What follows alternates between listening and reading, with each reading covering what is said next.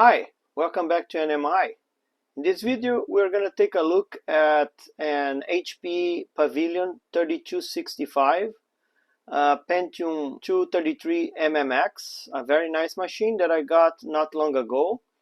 It wasn't working. I was told that the power supply was fried.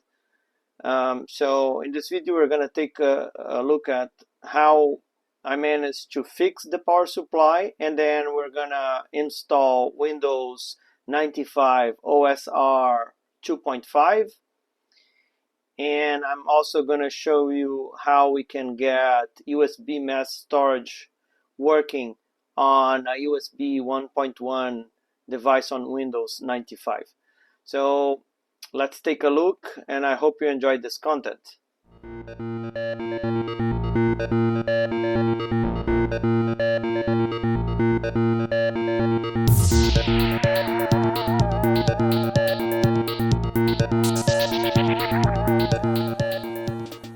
Okay, so here we have the machine. Pavilion 3265, a floppy drive, a CD-ROM,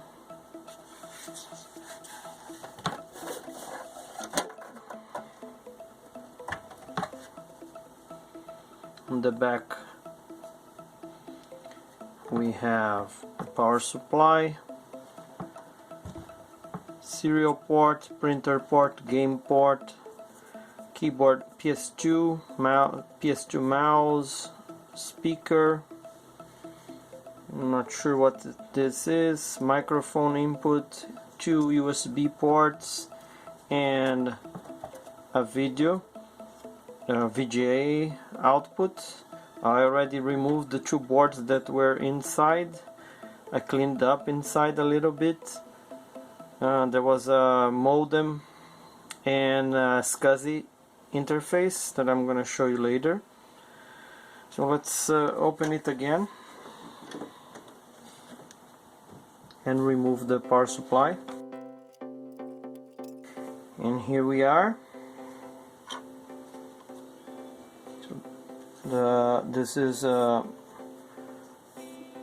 support for the hard drive. We have ATI VGA over there.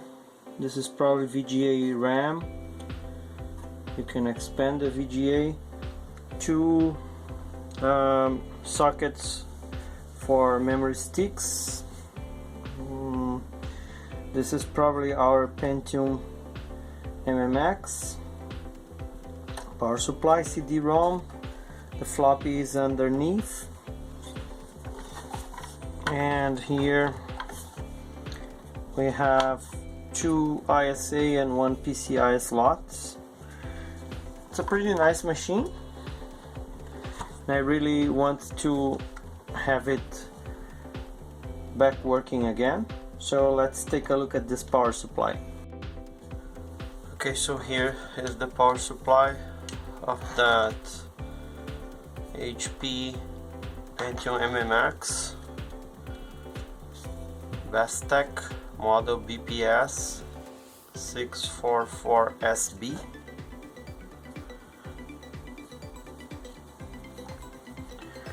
Oh, yeah, it's all SMT on the bottom.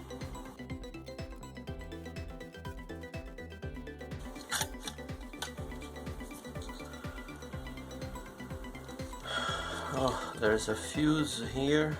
We can start by checking the fuse. Capacitors. These ones visually they look okay.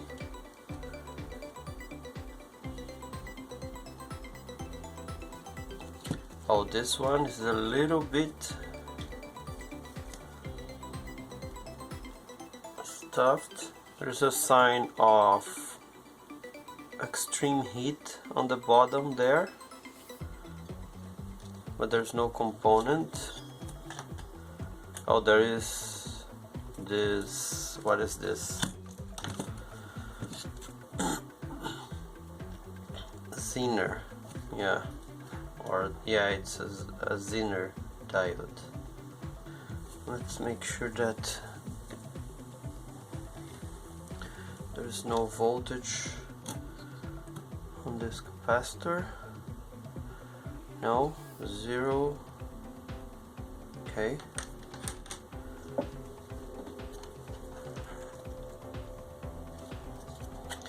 This is a big capacitor, 220 microfarads by 400 volts. Yeah, we're gonna have to remove that capacitor.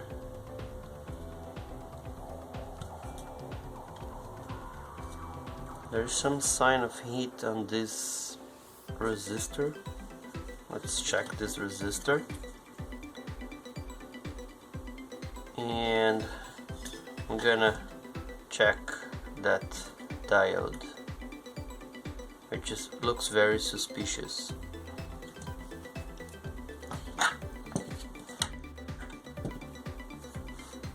Okay, so let's start with the diode.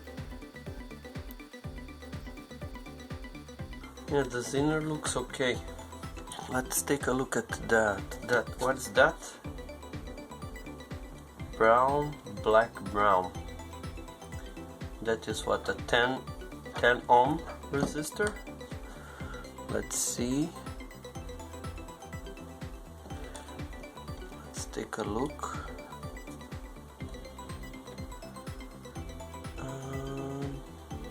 Here.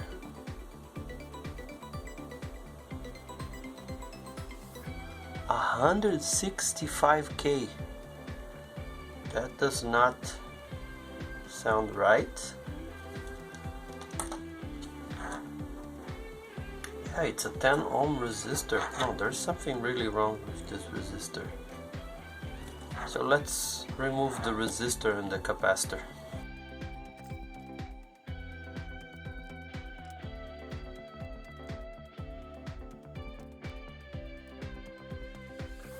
Okay, the resistor is here.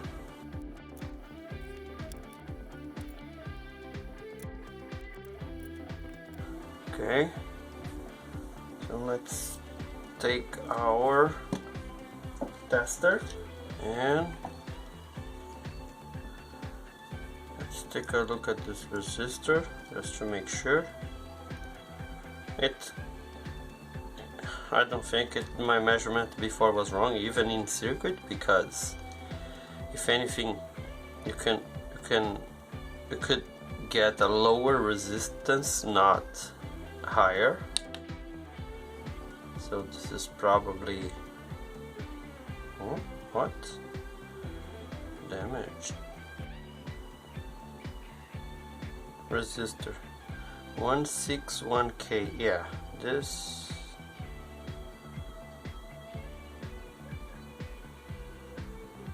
I'm gonna make sure that the colors that I see are correct. Now the capacitor, this is a 470 microfarad capacitor.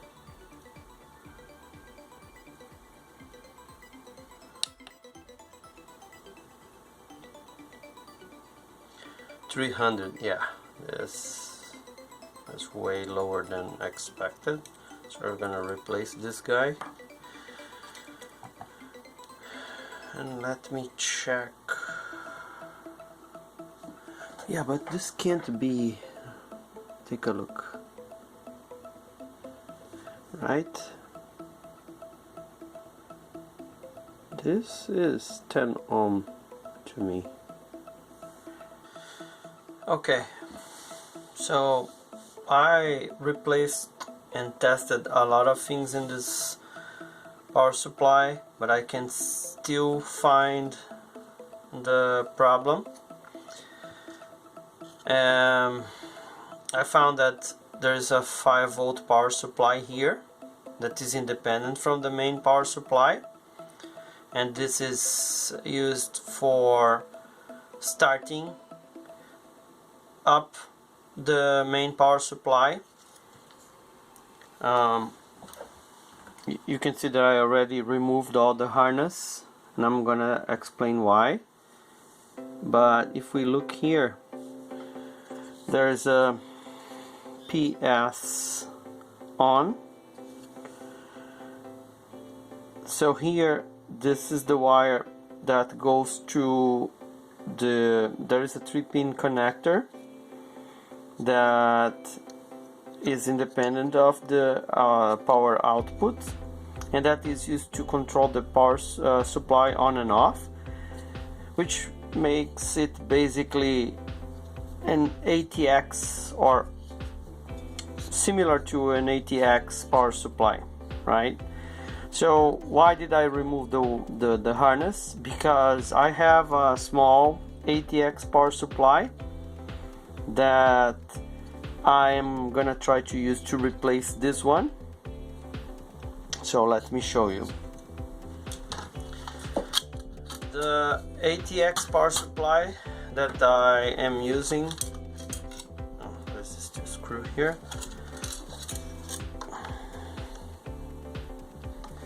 is this Allied power supply, 220 watts. I already removed the board. There's a fan here. So the cool thing about this one is that it matches the size of the PCB of the other board. Let me show you. So here we have the case of the original power supply, and this is the board of the new power supply, that ATX that I mentioned. So this is this Allied. So this is this Allied PCB. I reattached, I removed its own harness and attached the harness from the HP power supply, right, which is the harness of this Bestech power supply. So connected the AC input here, connected the +5 ground, +12, this is -12, and then what I did was here, this is 5-volt standby, right? So this is the connector that I mentioned. So the red wire here is the 5-volt standby that comes here. The ground is connected to the ground, and the PS on there is connected to the yellow wire, right? So I'm hoping that this way we can have, I had to remove the tabs here because there are some capacitor stuff, otherwise it would almost match. One of the screws here is gonna match the tab there, the other doesn't. I attached the ground from here, I attach it to this tab. I'm gonna have to add a spacer here so that this PCB doesn't touch, because the power supply is mounted like this on the case, so we don't want these live or like higher voltage area to touch any metal. I will probably this is for EMI, this is for these Y or X whatever capacitors, so this should be grounded, so I'm gonna add another wire to ground it here.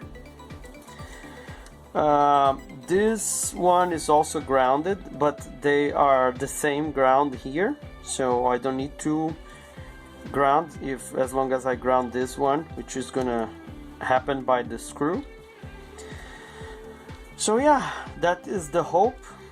So I'm gonna reattach everything here, and let's I'm also gonna make sure that we can make it work on the machine.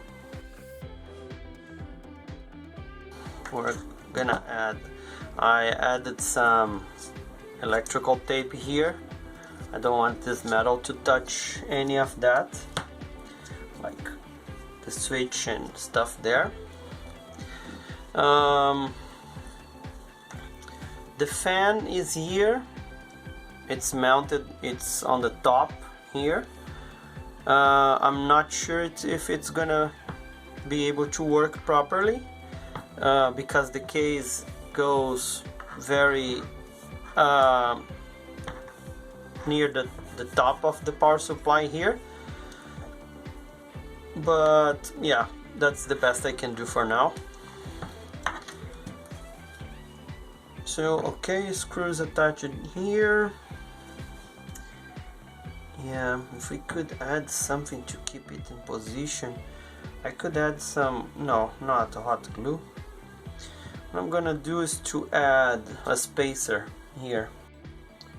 Okay. Okay, I added a piece of foam here with an electrical tape, so it's not gonna move anywhere. Now let's get the machine.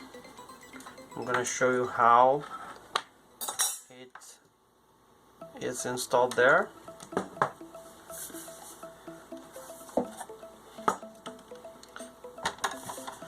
So this is the machine.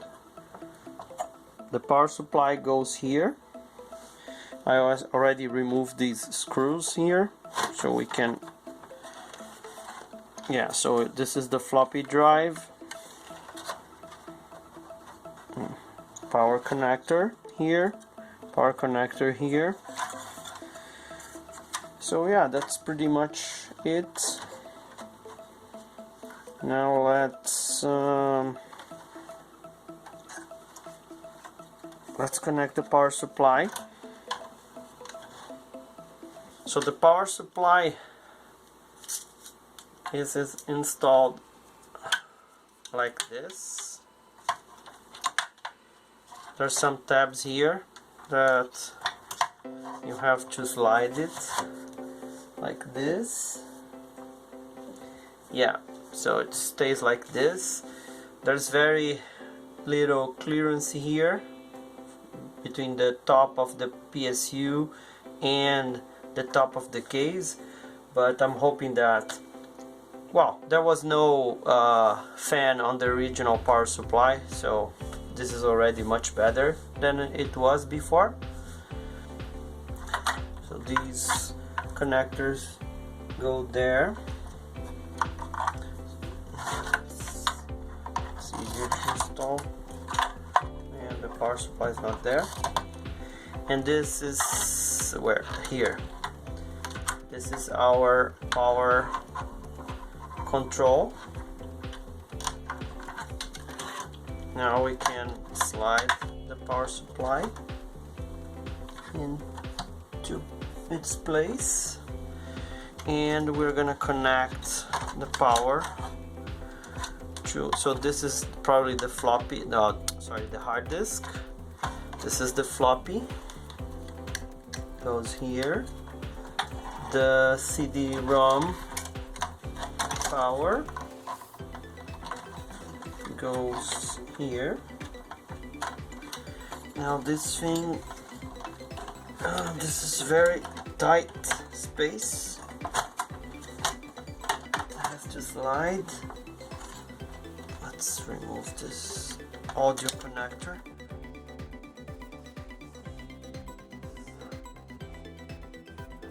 Okay, now we can reconnect. I'm not gonna screw anything yet because I don't know if it's working.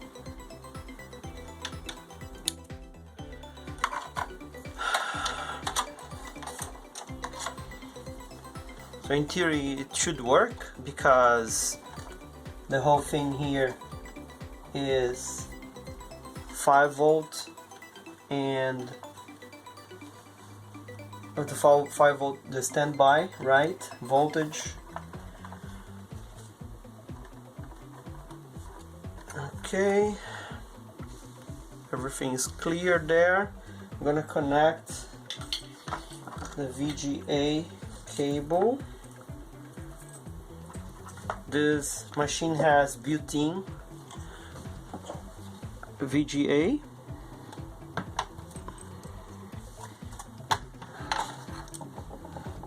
Here.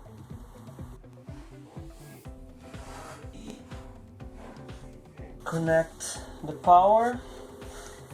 Prepare for an explosion. I hope not, but who knows. Okay, I'm gonna turn on here power. Hopefully there won't be an explosion, so fingers crossed. Whoa, okay, we have power. Fan is spinning. Whoa, okay, black screen. Yes, okay. So we have some kind. Oh, okay, BIOS, beeps. Oh, I love this. Pentium MMX 233. Hewlett Packard. Keyboard error, okay. Oh, okay. Oh, let's connect the keyboard. I have this compact keyboard that I got from an auction not that long ago. I posted a video that came with the VIC 20. Okay, so F1. Yes, okay, cool. So it is, well, it is at least posting. Let's see. Now let's oh, it already detected the CD-ROM, so that's good. 32 megabytes SD RAM, that is also good. Plug and play OS, reset configuration data, PS2 mouse. Okay, power savings customized, hard disk, blah blah blah, primary. Okay, monitoring, yeah, okay, I don't care. Boot sequence, removable devices. So yeah, let's put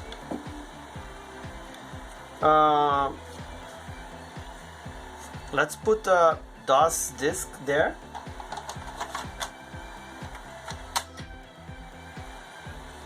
Quick boot mode enabled. Oh, let's turn on this option of diagnostic screen and save. Yes, let's see. Okay, testing the memory. Check date. Yeah, okay, yeah, I didn't set the date. Well, let's do it. Now we have everything set. Oh, I don't think this fan is spinning. I'm gonna have to take a look. But it's booting up from the floppy drive. Oh yeah, starting Windows 98. Cool. Oh, and it supports, let's see if it's gonna find the CD-ROM. Yep, found the CD-ROM. Awesome. Oh, that's pretty cool. So basically this machine is back to life. Amazing. I'm super happy. I got this machine for like 15 bucks because it wasn't working, and it wasn't really. The power supply was dead. We tried to fix. I couldn't. I don't have all the spare parts that I need in order to, locate which one. And to be fair, I tested everything that I could, and everything else that is on that board seems to be okay. So I have no clue what is wrong there. But the good news is that I don't need to fix that board, right? I don't need to fix that PSU because this one is doing the job. Amazing. Okay, so and if we press the power let's see, I'm gonna press the button in front. Okay, turned off. Now press again to turn on. Oh, interesting. So this is, oh, the computer was in sleep. That is pretty cool. Oh, again, sleep. So this is just sleeping. And again, yeah. So probably if I long press, let's see. Okay, now press again. Oh yeah, okay, awesome. So it can also sleep. That's pretty cool. I'm gonna check why the fan is not spinning.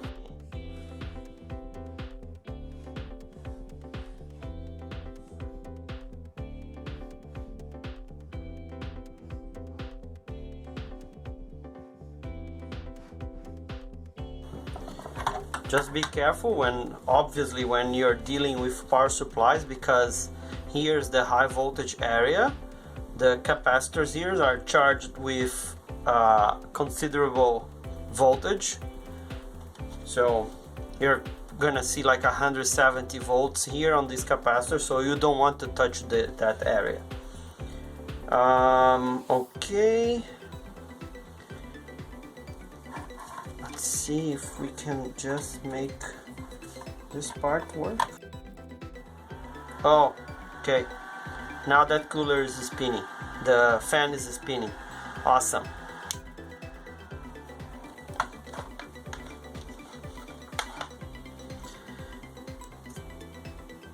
We're done here.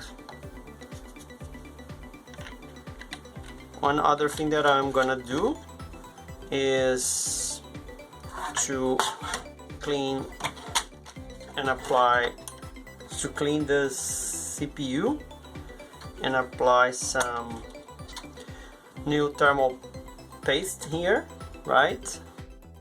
Oh, there's no need for thermal paste. Interesting.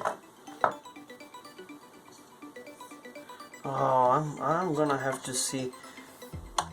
Oh, it's a long time I don't see a guy like this. Let me show you. Isn't it beautiful?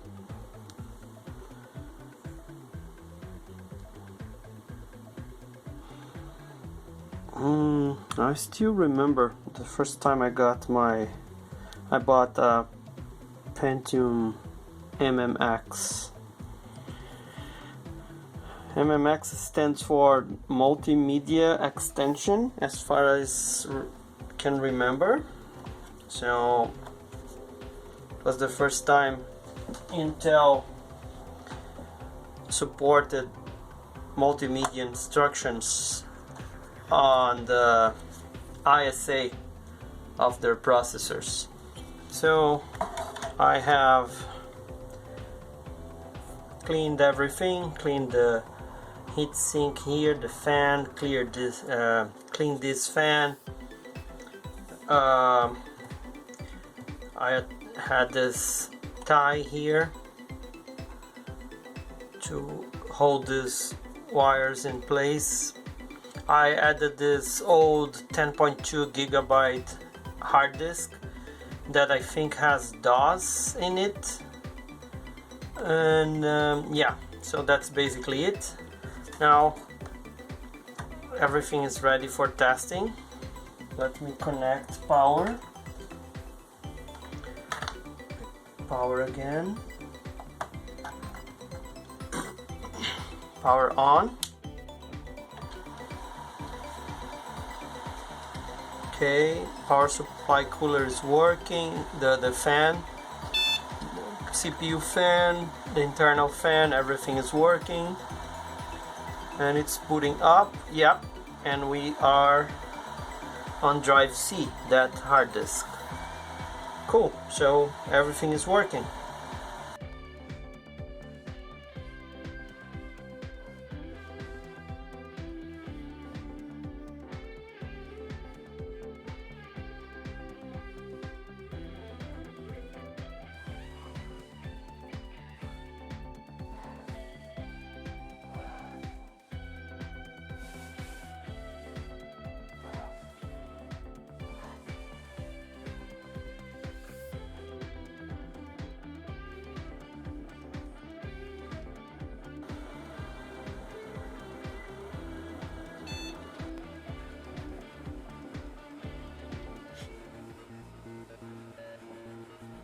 I realized that this video is already too long and there's a lot more to do, so I'm gonna cut this one short and I'm gonna split it in two parts. So on the next part we're gonna see the operating system install and all the drivers and how we can make USB 1.1 work on this machine, and also supporting mass storage. So see you next time. Bye.